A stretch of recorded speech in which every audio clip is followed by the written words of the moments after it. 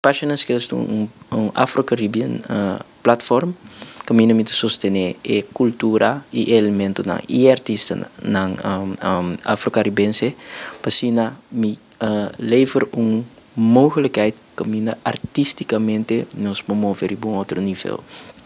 Então, logo que me focus riba jeta samenwerken com me por werk samen com organisatie nang kami in broedplaats pa jonge talenten nang untuk konos po iba nang doen nang ondernemerschap doen nang type die elementen nang kun nang po sostener nang mes ibira self-sustainable e cresce den exterior.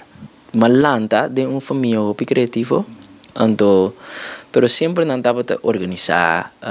evento na cultura cosnai pero nunca no a focus riba parte ondernemerschap riba essay então seita algo que ami amira for de chiquito madrendo de grupo baila na Corchau na combinação moderno que assistia sair depois mas começa a actuar depois começa a apresentar na televisão. Então, mas começa a mirar, reparar que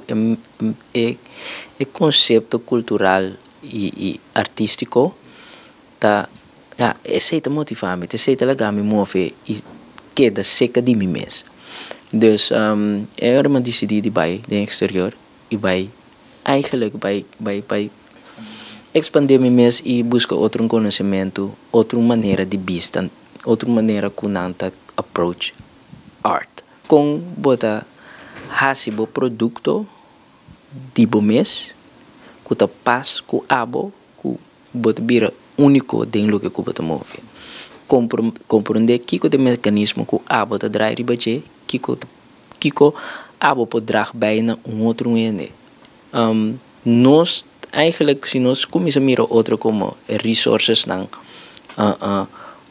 de vida mas querem nós começar a mover inteiramente outro com outro nós usa outro como em sharing space dus tipo de elemento na aqui a meta focus ribaje ora ku ene bini se kami ku a meta guia nan pananta self sustainable